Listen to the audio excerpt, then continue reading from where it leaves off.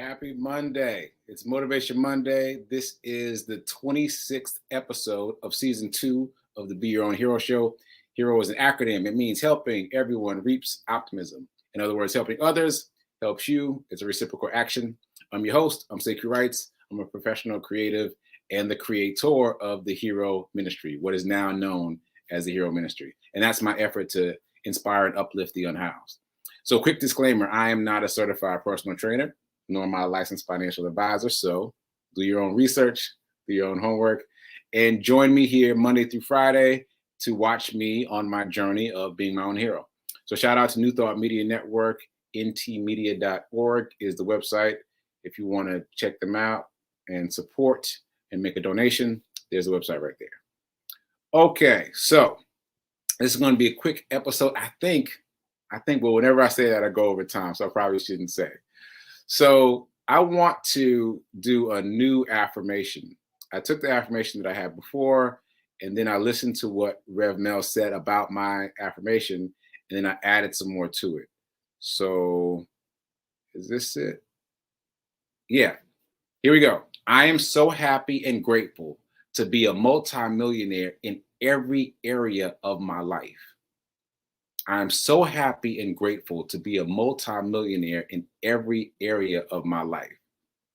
So the idea is, part one, happy and grateful. You have to add the feeling tone to your affirmation.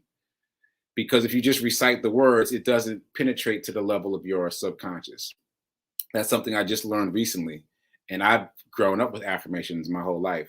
But if you don't add the feeling tone, it doesn't work. You've got to add the feeling tone. So saying happy and grateful isn't enough, but saying it is a reminder that you need to feel happy and grateful while you're reciting the affirmation.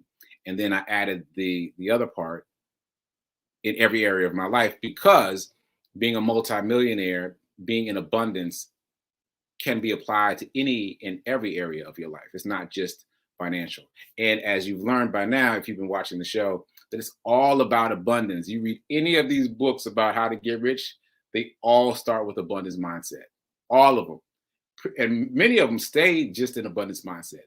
That's it. Just change the way you think. So that's my reminder.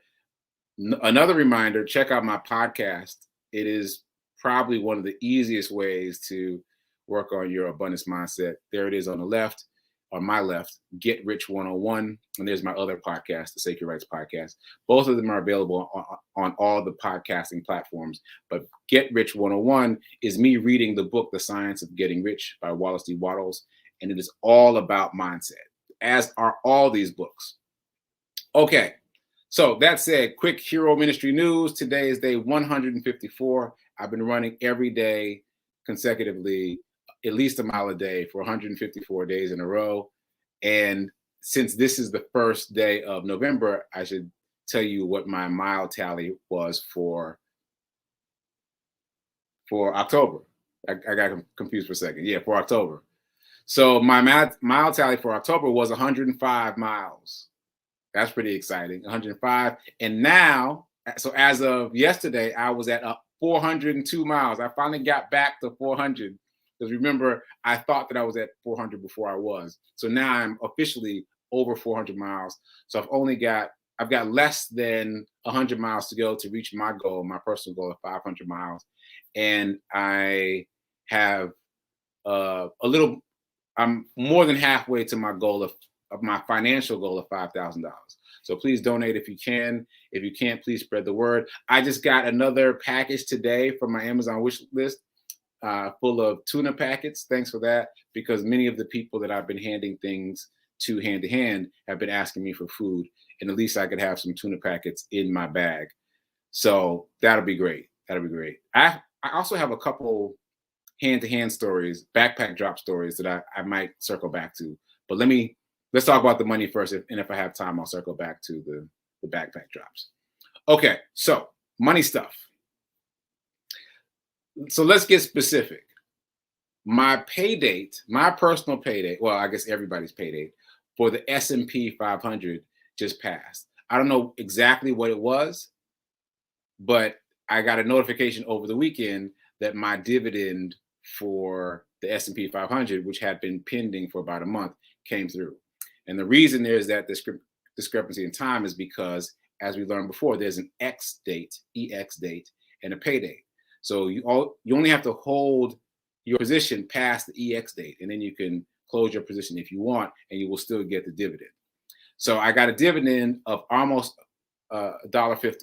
I got a dividend of $1.44. So I'm going to round it up to $1.50, which is pretty good. And that's for one share of the S&P 500. So if I had 2 shares, that would have been about, well, am I doing the math right? Yeah. So that would have been about $3 if I had 2 shares. Also, that's just the dividend. The fund itself is continuing to gain money. So overall, as of this weekend, I'm up about $9 just on that one share of the S&P 500. So it's working. It's just doing the work, slow and steady, which reminded me, I've got to not be guessing. I've got to not be gambling. So I'm going to cash out. I'm going to close my position on that water stock that I just bought. I'm going to close my position because I'm gambling. I'm guessing. And I know that I can put that same small amount of money in the S&P 500 and it'll definitely work. Or I could put that same small amount of money into Berkshire Hathaway, which is Warren Buffett, or into the ARK ETF, which is Cathie Wood. And I know. So for me, it's just about remembering to not gamble, remembering to know. That said, my one gamble is cryptocurrency. And if you've heard me talk about this, you already know that I think it's not much of a gamble. I mean, anything could happen, right? But I feel like it's not much of a gamble at this point. So I am trying to set my stock portfolio up in a set it and forget it kind of way, like S&P 500, an ETF, FANG for growth stocks, and a dividend fund, a dividend ETF, and just like if I won the lottery tomorrow, I'll just put everything in there, right? I just know where I would put things, and then use whatever other money to invest into cryptocurrency, because I think that's the place for dramatic growth. So I started to talk about this the other day, and I just wanted to finish my thought. So I've been trying to figure out how people are getting rich from Bitcoin. And the simple answer is they bought in low enough that they can sell high. I mean, yeah, we all knew that, but I just wanted to understand the mechanics of it. So people were able to buy in at $1, $2, $3, and now it's up at $60,000 per share. So for those of us that are just becoming aware of Bitcoin and how to invest in it, what we would hope is that it would double again. If we buy in at 60, that it'll go up to 120. Now, I have you know that Cathie Wood, who I just mentioned, predicts it's going to go much higher than that. And there are many people who do. Again, there's no sure thing, but the idea is if you can get in now, and when the world finally realizes that cryptocurrency is a thing, then it'll skyrocket. That's the idea. But the simplest way to have exposure to the cryptocurrency market is to buy stocks that are in that cryptocurrency world. So if you do the Google search for stocks for cryptocurrency, which I have done, a few things will come up. You'll get Robinhood. Robinhood is a brokerage house, but they've started allowing people to trade cryptocurrency.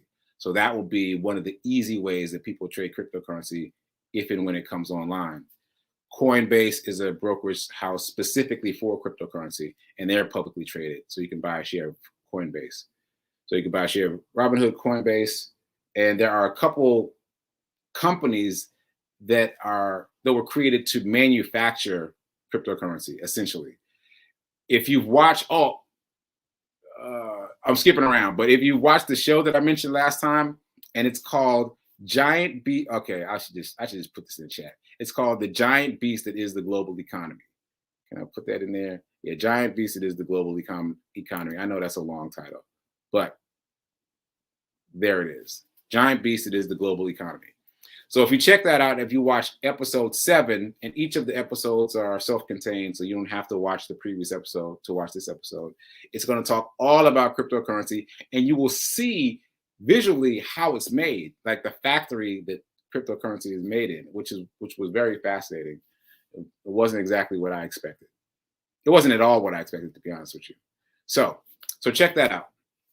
And my point in this stream of thought is that you do not have to go open a brokerage account on Coinbase and start buying cryptocurrency directly. Like that could feel overwhelming for a lot of us, right? But what you can do is buy stocks easily in businesses that work in that space. So you literally Google stocks for cryptocurrency and then buy into those various stocks. So if you do that, so using my Netflix example from last week, if you do that, so Netflix started off at about $15 per share and then ultimately went to almost $700 per share. That's a significant jump, but it's not nearly as significant as Bitcoin going from 8 cents to $60,000 per share, right? So if you're into the stocks in the cryptocurrency space that are on the stock market, and if it comes online, if it becomes mainstream and everybody's using it, then presumably the companies that are already in that space will skyrocket. That's the theory, at least. And I'm betting on that theory because, again, it just boggles my mind that there's already $2 trillion in cryptocurrency. So now we're not talking about just Bitcoin. We're talking about cryptocurrency as a whole and all the various cryptocurrencies that there are. There's $2 trillion in that space. And it's already being traded on the stock exchange in at least 5 countries that I know of. I can't see the genie going back in the bottle, but I could be wrong. But anyway, my point is get yourself an index fund, get an ETF, get FANG, get a dividend ETF, get simple, solid things that you know will work over time. And if you're going to play somewhere, play in crypto. That's my advice. But I'm not a financial advisor. So do your own homework, make your own decisions, like choose something that resonates with you. Okay, so I think that's it. I ran my time out and I'll talk about the run stories later, but thank you to whoever sent me the tuna. I appreciate you. I'm gonna put that in my backpack to do some backpack drops. And in the meantime, keep doing, be a hero, be your own hero, and remember that now is better than perfect. Oh, I wasn't ready. I didn't have my thing ready. Okay, be your own hero. Later. Still not working.